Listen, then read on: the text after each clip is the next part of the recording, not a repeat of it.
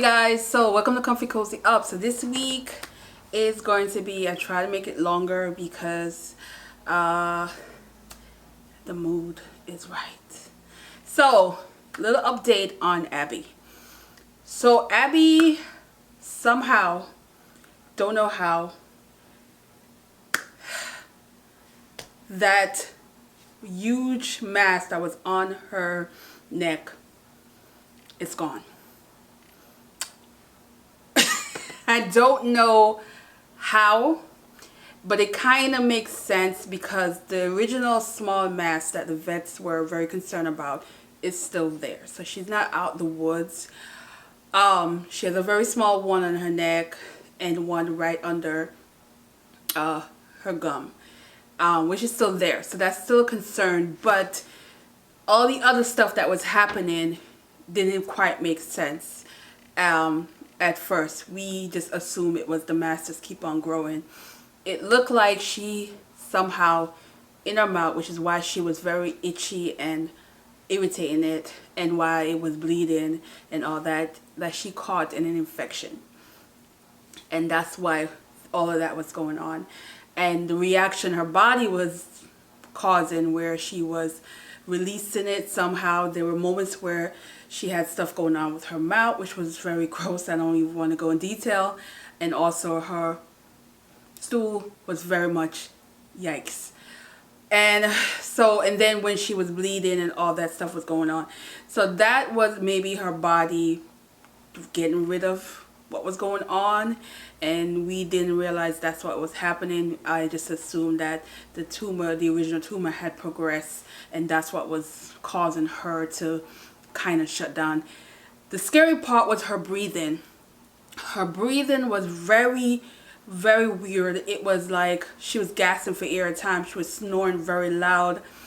There were moments where we didn't know she was still alive. We were like, because she just seemed, the breathing was so faint, like we were just like, oh my god, is she still alive, that kind of deal. And since this situation has gone down, the breathing is back to normal. She looks normal. She's running up the stairs. She's doing all of this. With that said, I was scheduled to put her down on Saturday.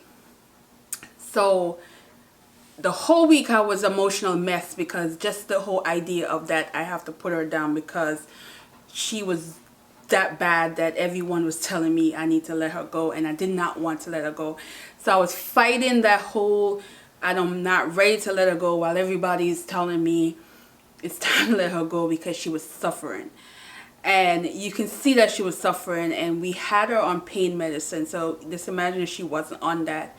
So when I saw her, and I'm like, 2 days before I was supposed to put her down, I took time off to be with her, just to have my final few days with her, and to see how she, the day before, my mom said it was the day before, because all week, when I saw her Sunday, I left her with my parents Sunday, she was, so Sunday, so from Sunday, Monday, Tuesday, she still looked the same and was still going through it. And by Wednesday even, this started shrinking for some reason. And then by Thursday, you couldn't even see it. If you saw her, you wouldn't have known she had that situation going. So when I took her to the vet Friday, when she walked in, everybody was like, this cannot be the same dog. Sorry guys, my hair is a mess. This cannot be the same dog that we were going to put down the following day. It was scheduled. She was scheduled to be put down. And they were so surprised to see her, because she looked lively. She didn't look sick. She was a regular self, wagging her tail, happy. It was a point when I was leaving her, she was fighting them because she didn't want to stay there, because I guess in her mind she's thinking the worst. I would be too.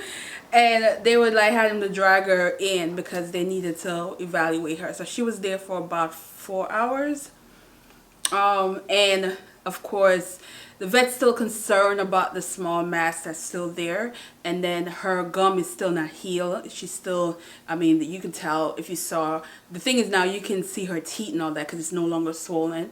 But it's still not healed. So there's that fear of making sure that she doesn't get another infection in her mouth. So we have to mindful where we take her, if we walk her, all that other stuff, because we don't want her to catch another infection that caused that whole situation in her neck.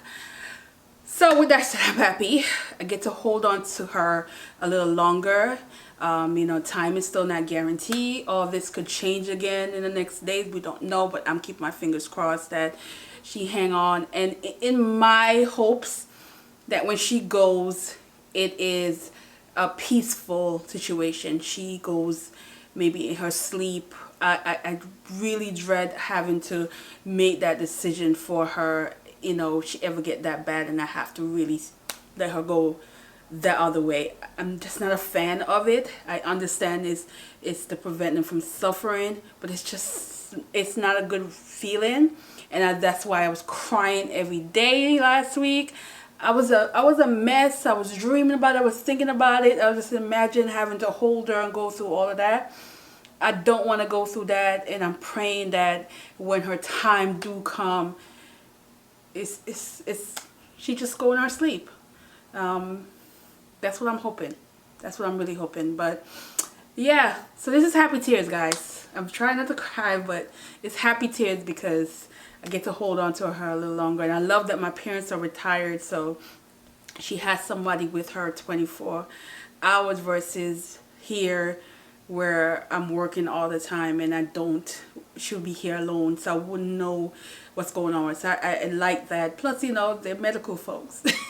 You know, they're retired RN and pharmacists. So, you know, for me, it's like she's with the best hand for now, but every weekend I'm with her. Every weekend I am, you know, enjoying her time. She made me feel sad today because I had to leave her, but I'm happy. So we got the dog situation out of the way, and I'm hoping I don't have to come with any more bad news anytime soon. Fingers crossed. Pray for me, guys. I need all the positive energy, and pray that my dog can not suffer. I never want to see her in that situation again. She was horrible, guys. So let's go to what we're going to be reading this week. I started another booker. It is Kara and the Sun. Guys, I have maybe, what we got here?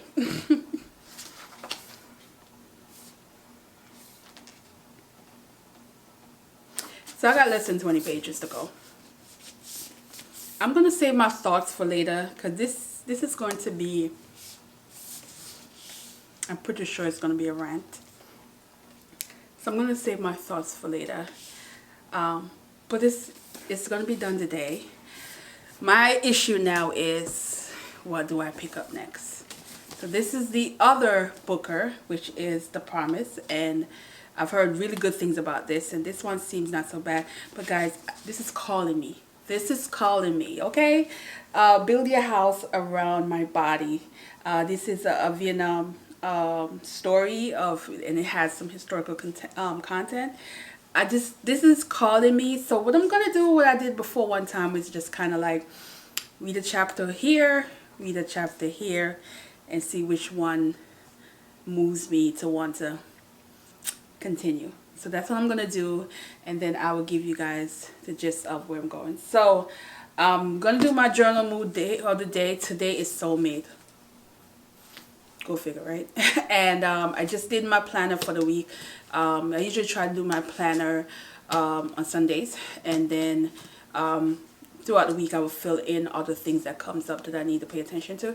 But the right away things I will put in right away.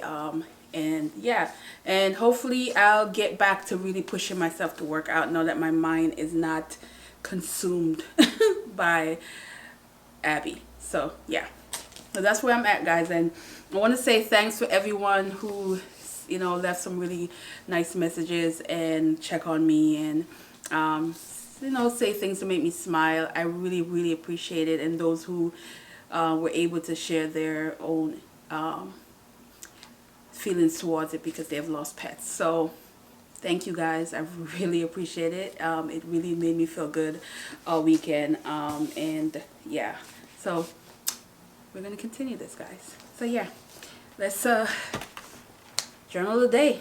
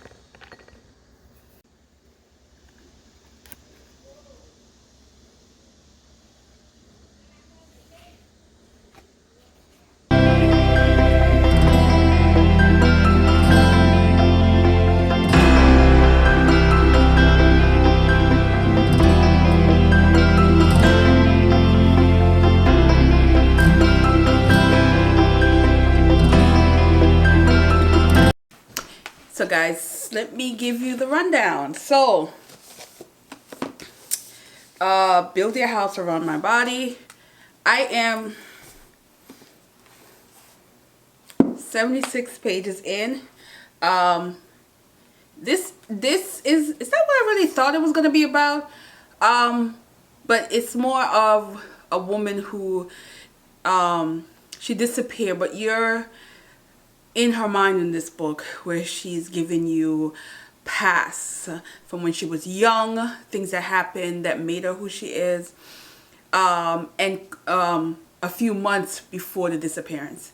So you can see she's struggling with a lot of internal things that happened in her past, especially as a child. And what I did like so far is you get a breakdown of when she realized a situation affected her growing up, and how it can boil in. What's the word? What I'm trying to get at? It can show up at moments when you're older. That's the gist I'm getting so far. But there's not a lot going on. You're just kind of getting into her day-to-day. She's a teacher. She's failing at it. She doesn't really want to connect with people from her past. She tries to avoid people. You can tell she is in that moment of trying to find herself, trying to get to the root of why she's the way she is and how she can get through. But I'm not sure why the disappearance. So I guess I'll have to continue reading this. This book now, this is the Man Booker one. This is actually really good so far. It's very much a family drama situation. There is a funeral, a death of a mother. So you are getting the whole family saga with the mother who from a different religion and background. This is in South Africa, and she is most of that you can tell there are family members on the in-law side that did not like her, and a daughter who is having to come to grip the fact that her mom is gone, and there was a promise, and so a promise that not everyone agree with, and it's just, I guess, to see how that works. It is I think very much a sad tale of family who pretty much aren't supportive of her, and it's grieving, but it's kind of like some family could care less kind of deal. So but I'm liking the writing style, and it is very much intriguing. I'm enjoying this. I'm enjoying this. So this is probably going to be the one I push to finish in this reading vlog, because I just want to see where it's going to go. So yeah, so that's where I'm at with these two, and I continue reading and tell you how I'm feeling. I might change my mind tomorrow. Let's see how they go. But yeah, so I'm gonna do my journal entry for the day. I did like my spread yesterday. I hope you well, a lot of people actually did like the love spread. So today it's friendship, so that's what I'm gonna do. Yay.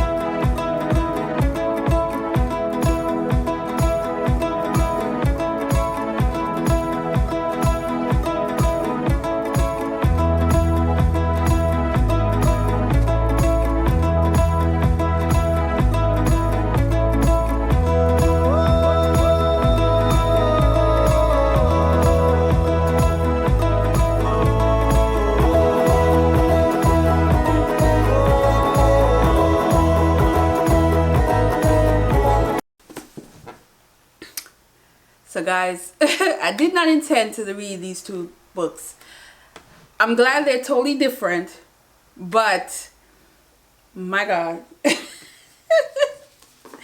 Let's start off with Building a House Around My Body. Now this, I don't think I signed up for this. I thought this was going to be a completely different kind of book. Guys, this is a whole lot of magical realism, folktale, ghosts, being possessed. It's a lot of that going on in this, and it surrounds a woman who returned to Vietnam to teach, and of American heritage as well. She's not sure she want to do it, but it's something draw her to it. So there's a lot of things happening to her she can't explain. She don't remember. She's seeing vision of things, and also she's very quirky in a way because certain things that's happening with her co-workers and environment that she's around. She's not normal. That's how you would notice her. But another character, which is a police officer, is entwined in all of this as well, because there's someone trying to get him that has animal features, but it's a woman. So there's that connection there, but you don't know what it is yet. So because of that, you keep want to read it. But this author, it's a she, right? Yep, Violet, is doing the most, because it's the story is surrounding her disappearing and what caused her to disappear. So she's taking you on this long ride. I mean, long ride. 6 months before the disappearance, 3 months before the disappearance, the day before the disappearance, 67 something years before the disappearance. I kid you not, guys. One of the chapter was 60 something years before the disappearance. And then there's, I mean, it's just so much. Yeah, I'm in Saigon 3 months before the disappearance. That's where I'm at now. That right there make you want to throw the book a few times. But then you're like, is she going to turn into a monster? This is like not my thing. But for some reason, I feel like if this was like a movie, I would just soak it up and be watching it. But for some reason, I just want to know what's going to happen. I want to know what kind of creature she's going to turn in for some reason. But guys, if you're into stuff like that, yeah. But if you're not into stuff like that, don't do it to yourself. Don't be sucked in like me and then you're wondering why you're still reading it. That's what I'm at with this. The Man Booker book, this one, The Promise. Oh, this is really good. This is 3 siblings. They have an older son who is once a part of the military in South Africa. This is this is during apartheid.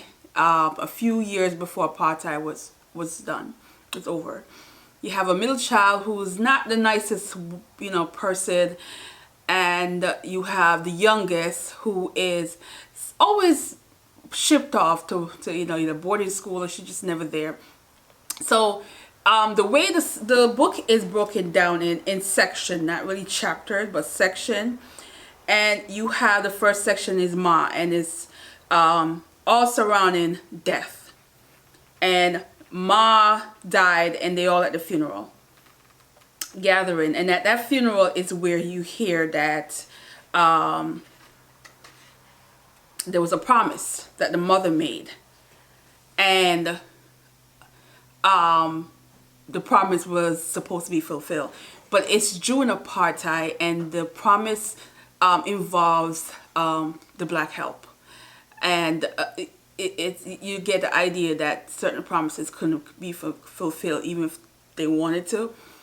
But then years go down the road, another almost 10 years pass, and now another death, and they reunited again. They have not all been in the same place at the same time. The middle and the older, the son, has interacted with each other. They were able to interact with each other versus the younger one, who's really narrating the story.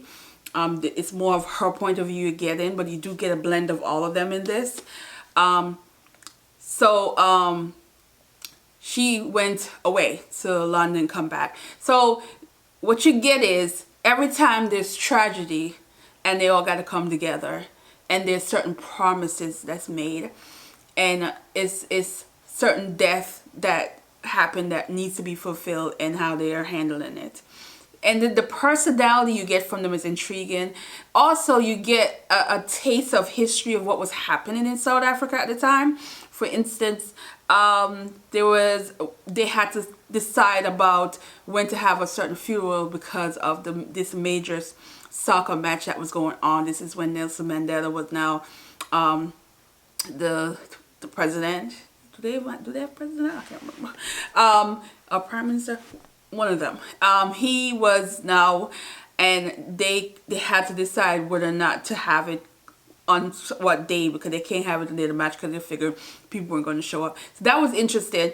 But you also get a taste because this is a white family, and you see how simple they felt about apartheid and how far removed they were in a lot of ways, which tells a lot of what probably a lot of white South Africans felt about apartheid. It's like it was a way of life, didn't bother them, didn't that kind of deal. You get that from this, which makes it even interesting in how he writes this story. So it can get you in a certain way when you think of certain things, but then the pain and the conflict that's going on with this family takes precedence over a lot of what was really happening in South Africa in this story. That's what I'm getting so far. We'll see as I go on, because then the other two are based on the siblings. So I'm hoping, Lord, it's not another tragedy, but it seems like it's always a tragedy in this. But I'm enjoying this. I'm definitely really liking this one so far. So I'm gonna finish it and give you the full take on both of them. So yeah, I am off today. Woohoo!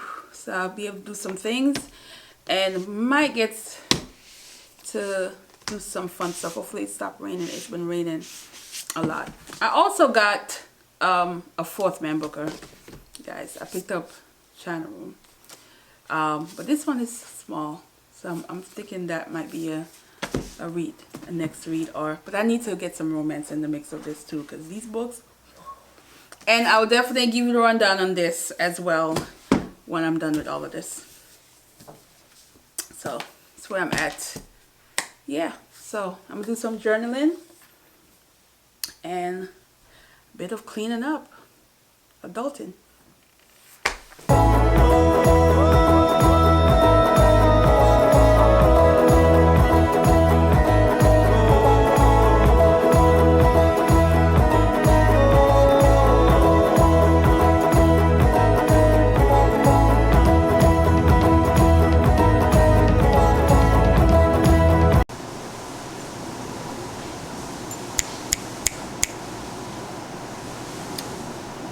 Here she go, guys. Of course she can't hear well, so I can't even call her. She's like, why are you got this camera in my face?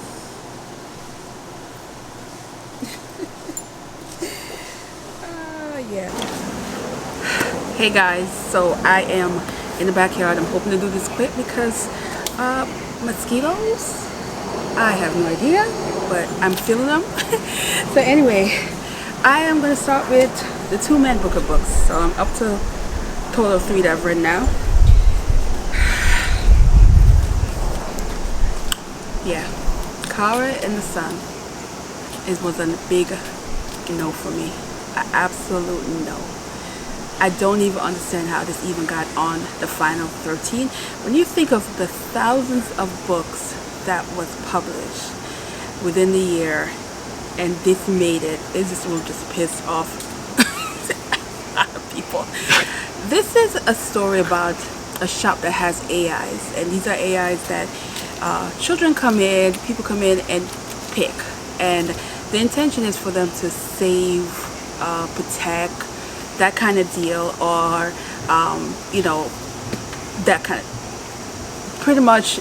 There was a child who was sick, who came in and select this AI that has the intelligence of being able to do and mimic and everything that she sees. And it turned out where they wanted her to replace a person. So this is the whole idea of, can robots, man-made devices, replace people? Can it replace the feeling that people have for that individual, the love, or whatever, maybe negative feelings or anything that people have for that individual? Can that person take it over? That's the gist of it. But it was boring. It was blah. It was it was such a disappointment that it's not small, guys. It's not small at all. This was, 300 pages, but the font is small, so this in paperback might go close to 4, if you think about it. I did not understand this nonsense, why it was even, it was a 2-star, and the only reason why I got a 2-star, another one, is because the man's looking right in terms of the writing wasn't that bad, but it was just the story itself wasn't good. It just wasn't. And so this is a big old no for me. And it better not make the final 6. Oh, guys. Oh, let's make this fast. Why am I getting bad up? And inside is loud, so I can't even do the video inside. So anyway, yeah, I've been enjoying it. It's like walking around and being her normal self. I'm so loving it. Then we have The Promise. I love this. This does give me man booker vibes. absolutely. The writing style was different for me. It wasn't what I typically used to. The storyline was amazing. It is basically a family drama, and it surrounds death and a promise, and each chapter, well, it's not chapters, more of 4 parts, are individual family member that had passed and how they passed and what they left behind, and how it continues until all were gone except for the one family member who is really the gist of the story of her. And it tells you how with family you can let go. There's that letting go thing that is in this, and I love that it tells you even your family making mistake, and sometimes you yourself have to remove yourself. And but that promise was heavy in terms of it was a land that was initially taken away with apartheid, and how this family has lived on it and never owning it again because of the white family here. And when the mother passed away, she was the first, she promised them to give them back that land. And of course it's apartheid era in the book, so they weren't going to do that, and if they did, even they probably wouldn't have been able to get away with it because it was in the white area. And then as apartheid ended, you would think by then they would have like give the people back their land. Of course family member didn't want to, but this particular the youngest daughter kept saying every time, give it back. Then to the point where our opportunity came, and it was that whole, is it even worth it now after how many decades of wanting this land that rightfully theirs, and do you even want it anymore, that kind of deal. I love this. This is such a man booker. This is definitely should be in the, it needs to be in the 6th, the short list. I just see it in the short list. I wonder if you read this, did you like it? I mean, there's so much twist and turn in this that you're gonna enjoy it, and it's short but it packs a punch, so I really like this one. And then the book that I told myself I would never read no crap like this, but I did. Build your house around your body. I didn't get it in the beginning. I didn't get it till like almost 100 pages down. It's about revenge. In a lot of ways. It is about a spirit that has passed on over, and there's one particular spirit that has held on the longest and wants a certain revenge on something that happened. And you don't know this the whole book because it's just like 6 months before this, she kind of dragged certain parts of it, and I felt like it just was like, come on. She was just giving, as a reader you're just frustrated, but it is creepy. This is a book saved for October. If you are into this whole reading creepy book in October, scary books, shape shifters, demons, ghosts, a lot of snake, fire, all that creepy aspect, you enjoy this. This is like that book that gives you that feel of fall and of Halloween kind of deal. It is not what I expected, but surprising myself, I actually liked it. And I definitely would say, yeah, read it. But again, if you're not into those kind of books, don't do it to yourself, because it is heavy into that stuff, heavy into ghosts, heavy into folklore, and it's Vietnamese, so you get a lot of that food, what they eat, the weird stuff that you hear about, all that is in this, which makes it even more creepy for a person that don't understand why people eat such a thing. But yeah, it's in this. Love it, recommend, but save it for October or fall. All right, so that is it, guys, and y'all see me get bite up out here just to record this video. Abby is the best. I just love looking at her every minute now. But I am going to get back inside because these mosquitoes are ruthless. And yeah, so yeah, and they're pretty much almost all big books. So I'm doing good this month. And thank you guys for all the comments that you left in the last video. And as you can see, she is pulling through. You know, she's still not completely out of the woods because she still do have a mess. But she got time. She still got some more time. And I'm enjoying the time that I get to spend with her. So yeah. So thanks for watching and have a good day. Bye.